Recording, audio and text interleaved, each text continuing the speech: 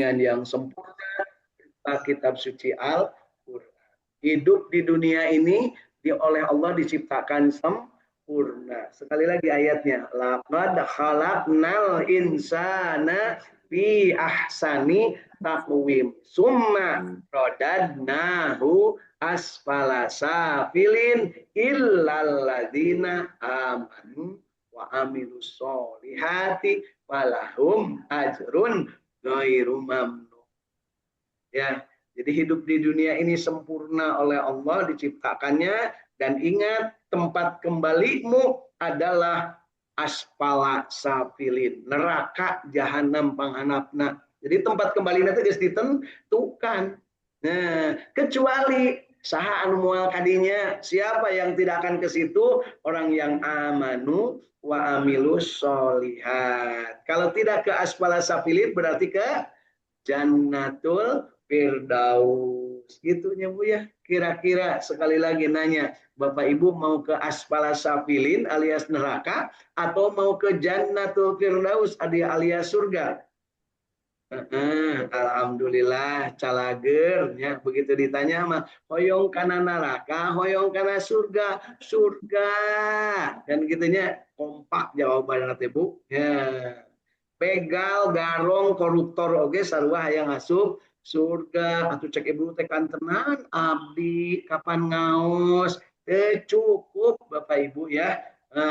Teu cukup ku ngan ngaos. Kudu kumaha atuh? Kudu miharep ridho Allah, miharep rahmat Allah. Kumaha carana supaya kita ngabuktos yen urang teh miharep rahmat Allah, yaitu kita dengan beriman dan beramal soleh. Ya, beriman dan beramal soleh akan membuahkan perbuatan yang bermanfaat bagi sesama. Orang yang beriman dan beramal soleh pasti akan bermanfaat bagi sesama. Jadi kalau Bapak Ibu ayeuna pika sebeleun bagi sesama, berarti itu teh eueuh iman, eueuh amal soleh. Cacat anu pikaresepun oge belum tentu ada iman dan amal soleh kalau dalam dirinya tidak ada ungkapan yang diucapkan dengan lisan, dibuktikan dengan perbuatan, asyhadu alla ilaha illallah wa asyhadu anna muhammadar rasul. Ya, siapa yang akhir hidupnya mengucapkan kalimat la ilaha illallah dahulal jannah. Ya gitu Bapak Ibu ya. Anu panungtungna ngomongna la ilaha illallah artinya memeh paeh, lintis paeh Bu. Ya ayeuna mah kan nu geus paeh besok ditahlilan teh punya. Besok ditahlilan nu hirup nu paeh. Padahal nu tahlilan mah nu hirup Bapak Ibu. Dan nu paeh mah jelas-jelas paeh. Ibunya terus.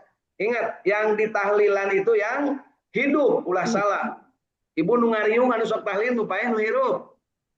Ngan kabeneran aya nu paeh, urang sok eling lamun pas aya nu paeh hate sok ngageter sabab sieun modar.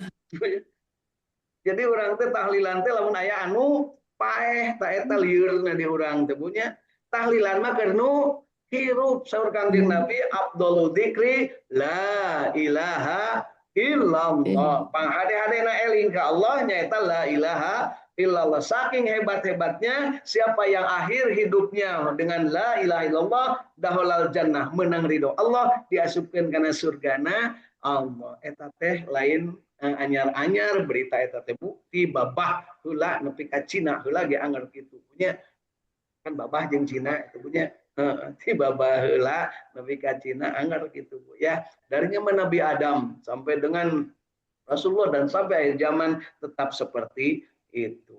Alhamdulillah. Jadi orang teh kita ini sekarang belajar ngaji dalam rangka ingin menanamkan dalam diri amanu la ilaha illallah Muhammadur Rasulullah wa amilus solihat, itu Muhammadur Rasulullah. Amanu itu kepada Allah dan seluruh infrastrukturnya, malaikat, kitab-kitab, rasul-rasul, kemudian hari kiamat, kemudian juga qada dan qadar, dan juga tentang Allah sendiri yang maha segala-galanya. Gitu Bapak Ibu. Kemudian wa amilus sholihat adalah mengikuti Rasulullah. Jadi amanu itu la ilaha illallah wa amilus solihat itu Muhammadur Rasulullah. Tak akan ada contoh manusia yang ideal yang akan menjadi contoh teladan manusia kecuali Rasulullah Shallallahu Alaihi Wasallam. Laqad kana lakum fi Rasulillah uswatun hasanah. Beliau bermanfaat tidak hanya pada saat beliau ada, tapi sampai dengan nanti hari kiamat, sampai bahkan sekarang sudah 1.500 tahun yang lalu, ditambah nanti di hari akhirat akan beliau tampil sebagai yang memberi manfaat. Khairun nas anfa'uhum linnas. Sebaik-baik manusia adalah yang paling banyak manfaatnya bagi manusia yang lain. Kalau ditanya siapa manusia yang paling banyak manfaatnya, itulah Nabi Muhammad Shallallahu Alaihi Wasallam. Khairukum man ta'allamal Qur'an wa 'allama. Sebaik-baik kalian adalah yang belajar Al-Qur'an dan mengajarkannya. Itu kata Rasul Shallallahu Alaihi Wasallam. Dan siapa yang pertama kali mengajarkan Al-Qur'an? Nabi Muhammad Shallallahu Alaihi Wasallam. Siapa yang pertama kali belajar Al-Qur'an? Nabi Muhammad Shallallahu Alaihi Wasallam. Jadi kalau kita hari ini belajar dan mengajarkan, itu dalam rangka ingin diaku sebagai umat Kanjeng Nabi dan ingin mendapat rahmat Allah Subhanahu wa Ta'ala serta syafaatnya di akhirat kelak. Insya Allah. Baik Bapak Ibu ya. Nah, pagi hari ini kita akan lanjutkan baca surat Al-Baqarah mulai ayat 216. Selamat bergabung juga Teh Irin Apriani dari Cirebon Kanuman. Ya. Baik Bapak Ibu, pagi ini kita lanjutkan surat Al-Baqarah 216. A'udzu billahi minasy syaithanir rajim.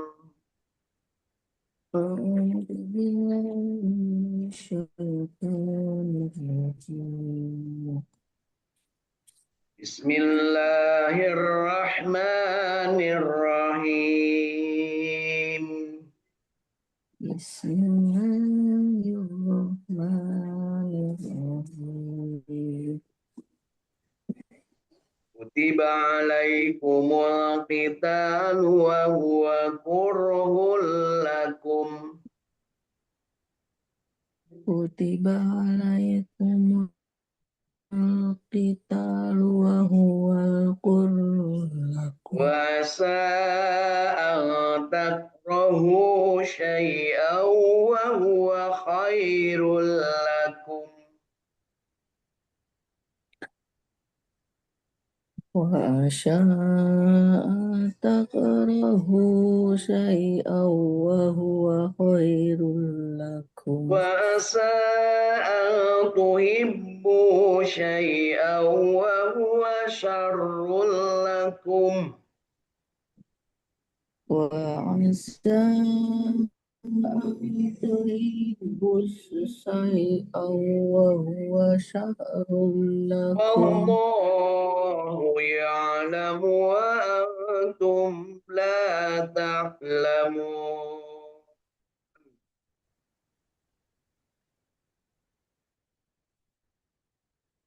Wallahu ya'lamu annakum diwajibkan kepadamu berperang. Nah, ini kewajiban berperang ini ayat di ayat 216 ya.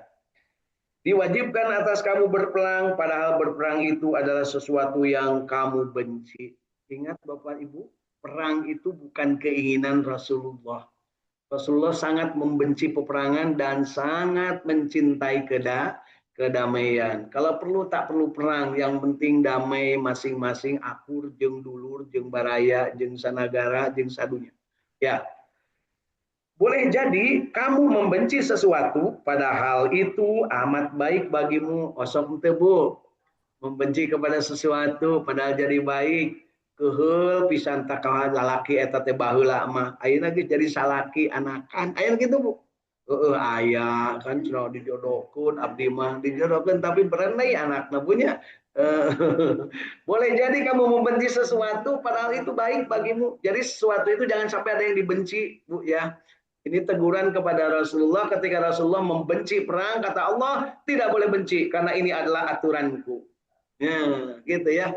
Terus Bu. Kemudian dan boleh jadi pula kamu menyukai sesuatu padahal itu adalah amat buruk bagimu. Osok Bapak Ibu resep kepada sesuatu kemudian nanti buruk bagimu. Padahal oyong motor anu gede, wong wong wong pedal lembu batur. Pas naik motor badan letik gedebruk we. Ya, leres pada dia. Jadi apa? Sukailah apa yang ada dalam diri, syukuri apa yang ada, kan gitu Bu ya. Alhamdulillah. Ibu yang salaki anu jangkung badak bule, wah jago main bola. Ya, pas sekali ibu pasnya ditajong ngasupkeun kana gol. Ya namanya juga pemain bola, begitu lihat pamajikan rewel, tajong ngasupkeun kana gawang gitu punya. Oli Messi aya molotot, yang liris ningali Messi salakin mah diantepkeun we Bu. Ya, gitu. Atau Pak Dede, oh ningali bintang film ibunya, bintang film, oh Dede teh ngacai, we hareupeun TV ibunya, datang teh lah, kebetulan teh lah nanti pemain kasti dulu teh Bu, pemain kasti kan sok mau panakol, tar panggebu kasti, ADD calawak, we ADD tenempoun bintang film anu geulis ibunya, anu menor nu baenol teh, si tel elana kakak balik tas main kasti, langsung dikira teh bola kasti gitu. Masya Allah. Jadi boleh jadi kamu menyukai sesuatu padahal sebenarnya tidak baik bagimu. Jadi harus bagaimana? Apa yang ada syukuri. Ya. Tugas boga pemajikan, tahu pemajikan anak syukuri itulah dari Allah. Hese nyin salah nyin pemajikan teh pada teh. Terus mau punya anu gamulan gendut hese punya nyin leutik oke hese. Ya, terus Bu. Demikian juga suami istri yang punya suami, syukuri apa yang ada. Tong sok dicarekan salah kita Bu. Terus madi dicarekan datang keluar dijibirin batur, ulang jentul, tungtungna galau, galau, galau, galau, galau, galau, galau, jadi we gelau. Punya leres Bu. Gitu ya. Kemudian Allah menyukai, mengetahui sedang kamu tidak mengetahui. Jadi ayat ini wanti-wanti kepada kita bahwa apapun di dunia ini yang ditakdirkan Allah untukmu, sukai, bahagiakan dirimu dengan apa yang ada saat ini dan jadikan diri ini selalu berserah diri kepada Allah. Perintah ini kepada Kanjeng Nabi disuruh berbuat yang tidak disukai Rasul, yaitu berperang, tetapi Rasul karena ini perintah maka melaksanakan perang. Kenapa? Sesuatu yang diciptakan Allah kemudian diperintahkan Allah, meskipun kita tidak suka, pasti di baliknya ada hikmah. Pasti Allah akan memberikan rahmatnya. Tetapi ketika kita berusaha mencintai sesuatu yang sebenarnya itu adalah tidak baik bagimu menurut Allah, maka pasti akan ada madorotnya. Bapak Ibu kan senang nyari rezeki yang mudah. Miluan judol. Oh, gitu. Cuman ngetik-ngetik, mayar sabaraha, matik sabaraha. Bangkrutnya gitu ya. Tapi maju, cekluk, gorehel, menang belut, ambil belutnya. Siapa tahu menang 2 kintal, jual di ujung Berung punya. Saya orang mah cenah kasawah teh dipikir teh buruhna we engke sapoe 75.000 nepi ka ke asar gitu nya. Eta dipikir padahal Allah menyediakan rezeki tanpa disangka-sangka, yang tanpa kita sangka. Ulin ngalasulu ka kebon, kalau yang ka kebon ayeuna mah jarang boga kebon punya, da kebon geus beak di jarwalan ya. Kemudian datang ke kebon menang suung rampak 2 kintal Bu nya. 2 kintal lain 2 siki pada dede. Dijual ke pasar pan beunghar pada dede ngapa menang suung rampak 2 kintal. Terus Bu. Ya. Tanem atuh pada dede. Baik Bapak Ibu. Jadi ayat ini menegaskan sekali lagi, diwajibkan atas kamu, maksudnya kamu dalam hal ini Rasulullah dan para sahabat waktu itu, termasuk juga diwajibkan untuk berperang ketika ada ketidakadilan, ada kedoliman, ada kemusyrikan yang merajalela, meraja dede. Ya kan gitu ya. Yang merajalela di muka bumi ini, maka kita tidak boleh diam. Ya. Padahal berperang itu adalah sesuatu yang kamu benci, itu kata Allah kepada Rasulullah Rasulullah. Boleh jadi kamu membenci sesuatu padahal ia amat baik bagimu, dan boleh jadi pula kamu menyukai sesuatu padahal ia amat buruk bagimu.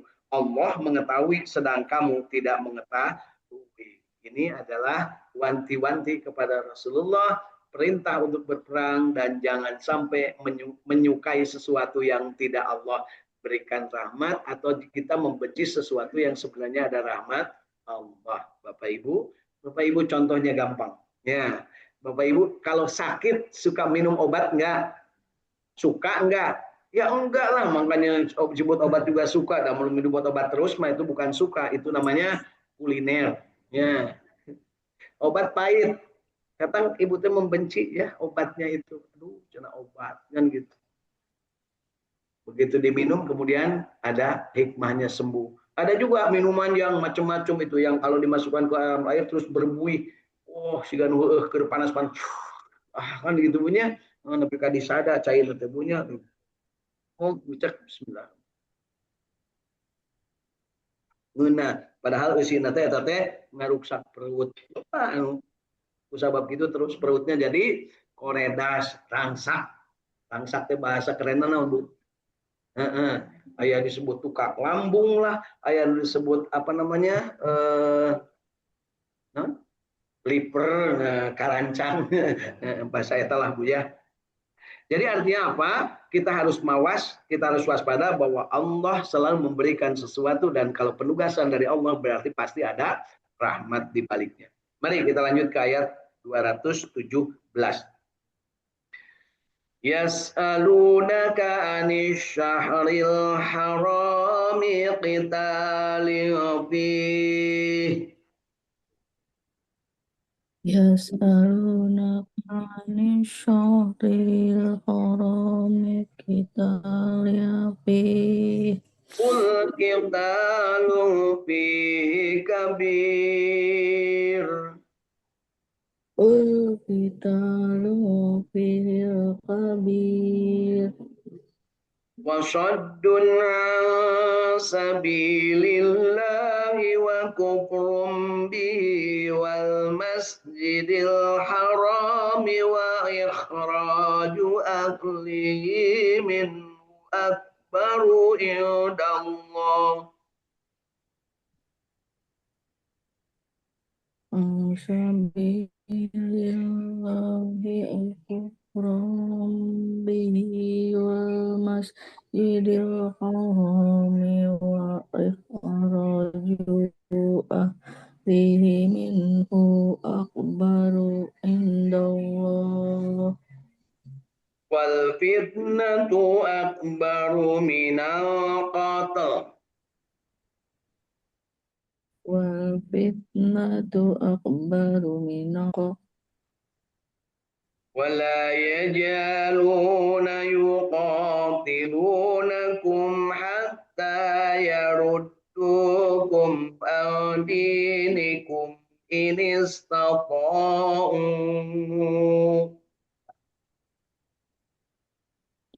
ولا يزالون يقاتلونكم حتى يردوكم عن دينكم إن ومن استطاعوا يرتد منكم عن دينه فيمت وهو كافر فأولئك حبطت أعمالهم في الدنيا والآخرة.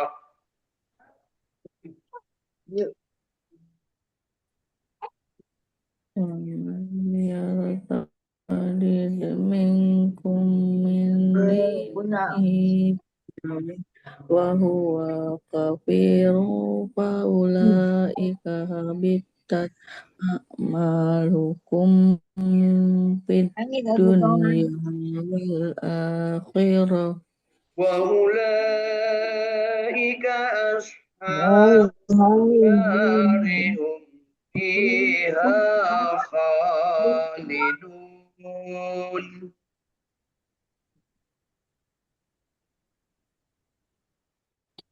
ونار هم fiha khalidun.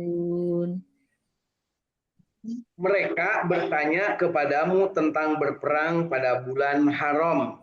Bulan haram bulan apa saja, Bu? Dzulqa'dah, Dzulhijjah, Al-Muharram. Ditambah bulan Rajab. Ada 4 bulan yang waktu itu, ya, waktu itu semua sepakat tidak boleh berperang, ya, di bulan yang dimuliakan itu.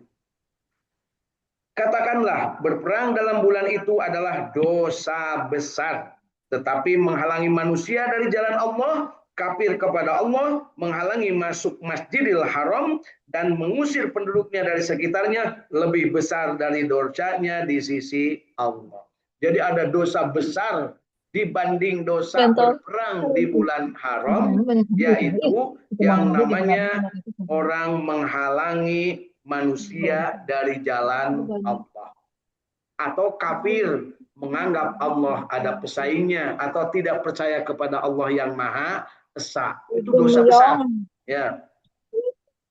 Kemudian menghalangi manusia untuk masuk ke Masjidil Haram. Masuk ke Masjidil Haram artinya untuk beribadah, dihalangi. Nah, banyak kuring di dia wani najung pagar anu dikunci sebab naon, menghalangi manusia masuk ke masjid itu dosa besar. Daripada lebih dosa besarnya orang yang ngunci, lebih baik didobrak. Geus hari ribut-ribut naon punya, sebab itu lebih tinggi dari berperang. Jadi jangan sembarangan pada dek nuduh sembarangan. Bukan sok nih ayatnya. Wani ayeuna makin mager kene ka masjid sok hareupan kuring. Kan gitu punya. Itu memang dibenci, tidak boleh disukai. Tapi kalau seandainya perintah Allah, siapa yang menghalangi masuk masjid, maka habisi. Itu kira-kira, Bu, ya. Ayah nggak ini menghalangi masuk masjid? Itu dihalangan oge teu kamar masjid, kemudian dihalangan bukil ba alasan. Ibu ya, saya teteh, Bu. Urang, ngomongkeun batur, Bu. Bisa tersinggung. Tapi mun aya nu ngadenge tersinggung, salah sorangan jeung ngadenge, Bu nya.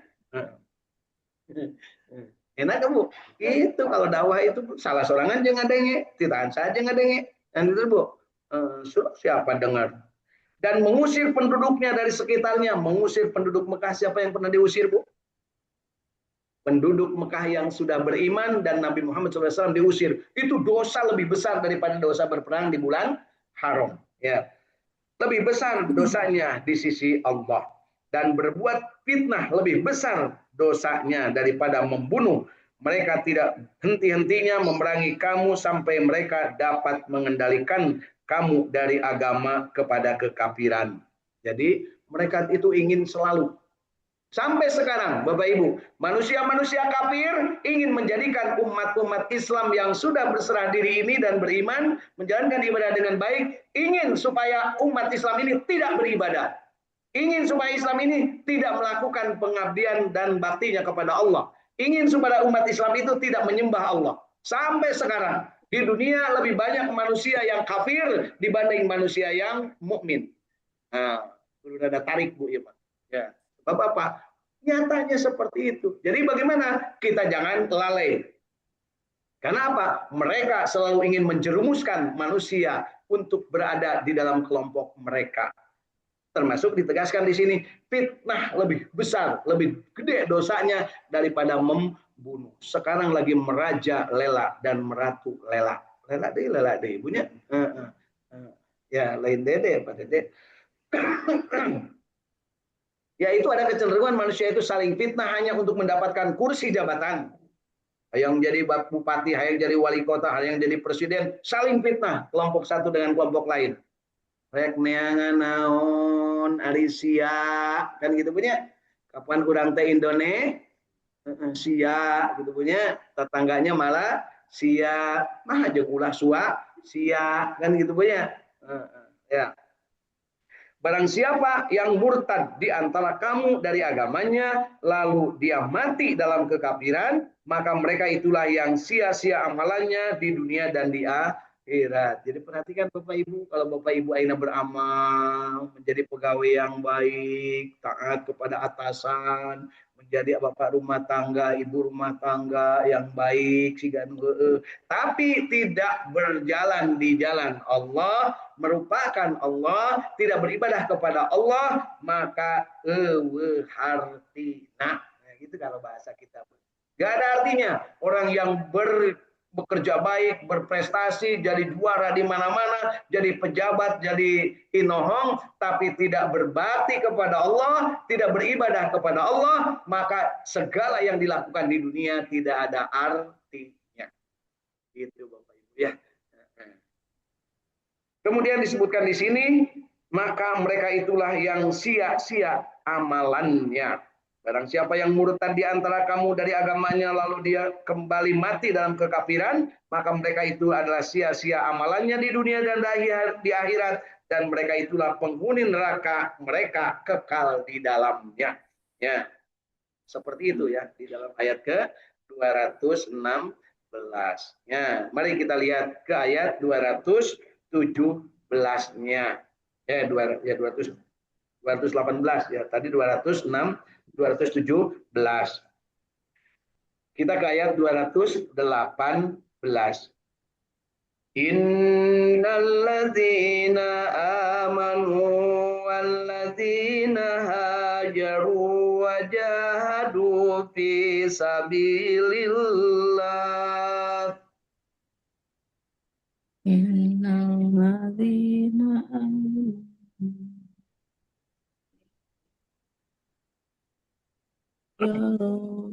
jaru wajahadu fi sabilillah. Innalladzina amanu walladzina hajaru wajahadu fi sabilillahi ulaika yarjuna rahmatallah. Innalladzina amanu wajahadu fi sabilillahi ulaika yarjuna rahmatallah. Innalladzina amanu walladzina hajaru wajahadu fi sabilillahi ulaika yarjuna rahmatallahi wallahu ghafurur rahim. Innalladzina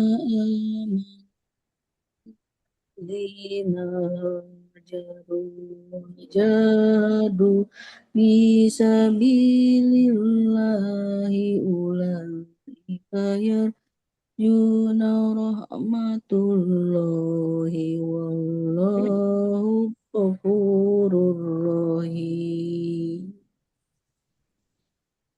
Innalladzina amanu walladzina hajaru wajahadu fi sabilillahi ulaika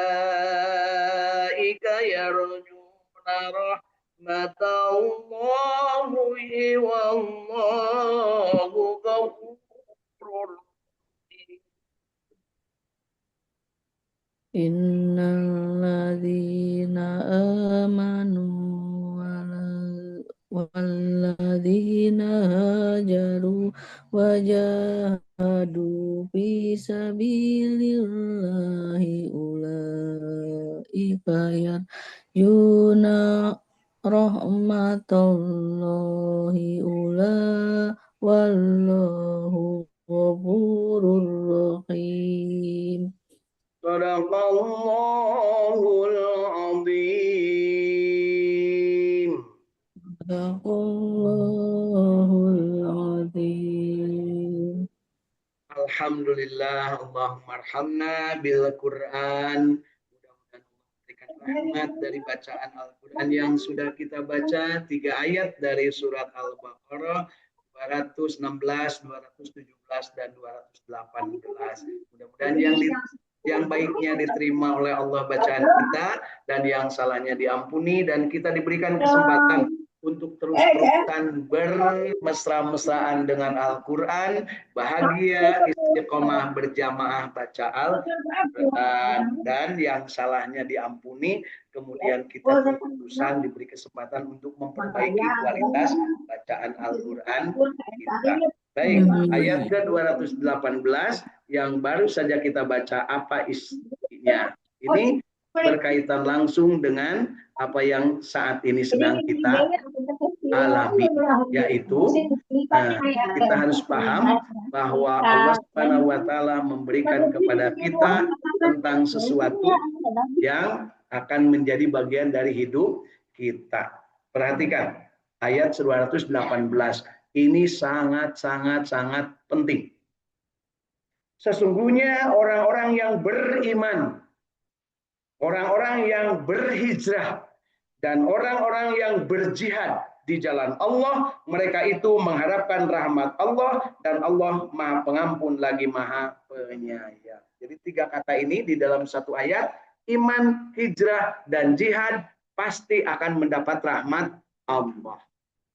Ya, dengan catatan iman, hijrah, dan jihadnya di jalan Allah Subhanahu wa ta'ala. Dan Allah Maha Pengampun lagi Maha Penyayang. Ingat Bapak Ibu, 3 kata ini selalu tanya ke dalam diri, apakah saya beriman? Apakah saya berhijrah? Hijrah itu bukan berarti pindah dari Mekah ke Madinah. Ada orang lain orang Mekah, lain orang Madinah. Hijrah dalam pengertian ini pindah pilempangan, berubah dari keadaan ngajentul wae menjadi bergerak. Dari keadaan tidak semangat menjadi semangat. Dari keadaan kuulen menjadi rapekan. Hesebu bahasa Sunda punya kuulen menjadi rapekan. Dari keadaan yang ngajaran tul wae menjadi keadaan yang kreatif, inovatif. Segala diperkuat namanya di dunia menghirup rek iraha deui damun geus paek mah teu bisa naon bener deh. Jadi ulah sekali-kali ngajentul, mau ngajentul hareupeun urang dipek-pek punya batu nah nu dipek-pek punya supaya kaget Pak Dede punya lu dikasih mercon, dor gitunya, ditenjrak gitu ya. Kemudian yang namanya hijrah itu diartikan adalah berpindahnya sesuatu keadaan dari dalam diri, meningkatnya semangat, kreatif, meskipun umur sudah tua, jangan kelihatan tua, tetap muda, tapi ulah bubu dakeun gitu punya. Kayak kolot lainnya bubu dakeun, kolot lompat parake training anu merecet ya Bu, cacicut kali kadeuleu sagalana. Gadeuleu nempona oge punya. Tak kuring malih teu sepu. Ujang aji karena senam karena naon teh. Atuh da sareukeur mah meunang tadi teh meureunan ka arah menang 2 rakaat tahajud teh nya. Salat subuh ge cantang tuh beres. Datang ke tempat senam, buricak burinong segala kadeuleu punya. Aya nu kitu Bu. Eta teh pidosaan ngumpul menang tadi teh atuh beak Pak Dede. Menang ngaji ti isuk-isuk datang ke tempat senam katingali kelek katingali udah teu ditempuh da kadeuleu atuh. Banyak kudu diantepkeun terus Bu, banyak kudu mengpun we di alun-alun teh nya, mengpun we di gor teh nya. Terus Bu, api-api da ibu genyok itu ningali ari ibu-ibu ali ningali awewe deui ningali lalaki petugas senam nu. Aduh cenah kumaha mun salaki abdi siga kitu. Haram teh Bu kalakuan siga kitu. Aya kitu punya. Aya di dia ge jelemana aya eta. Betah gitu pun teh. Maka kita harus berjihad. Jihad itu menekadkan diri untuk tidak kembali kepada sesuatu yang kafir, tidak melakukan kemurtadan, tidak melakukan sesuatu yang berbuat zalim. Berjihad kembali menjadi benar-benar sesuai dengan jahadu, semangat untuk bisa naik terus. Jadi amanu, hajaru, jahadu. 3 kalimat ini adalah kalimat kesaktian untuk bisa hidup bahagia dunia akhirat. Gitu Bapak Ibu ya. Makanya ketika dalam berhijrah, beriman, berhijrah dan berjihad ada sebuah nadom yang sering dikumandangkan. Hasbi Rabbi jalallah ma fi qalbi ghairullah Nur Muhammad sallallahu la ilaha illallah bari kalem-kalem hasbi rabbi jalallah ma fi qalbi khairullah nur Muhammad sallallahu la ilaha illallah. Hasbi Rabbi jalallah ma fi qalbi ghairullah nur Muhammad sallallahu la ilaha illallah gitu. Hasbi Rabbi jalallah ma fi qalbi ghairullah nur Muhammad sallallahu la ilaha illallah. Buat ibadunya. Nah segitu Bu. Dan orang dia membaca sesuatu yang sebenarnya harusnya keras, kencang, tapi kita pelan-pelan. Aya nu kuduna pelan-pelan, tapi keras kan aneh punya. Eta teh berarti kaasup urang teh teu ngarti. Kumargi gitu yuk kita tancapkan iman supaya ngarti, hijrah dari tidak ngerti menjadi ngerti, dari bodoh menjadi pinter, dari kelut menjadi daekan, dari miskin menjadi benghar, dari eueuh kadaek menjadi rajin. Kemudian hijrah tetap berada dalam keadaan yang benar meskipun harus berperang. Jadi kuring mawani ulah menayangkan sembarangan orang meskipun kudu berperang. Kajeng teuing pejabat siga naon teh kapral rek jenderal. Ya, yuk ari wani.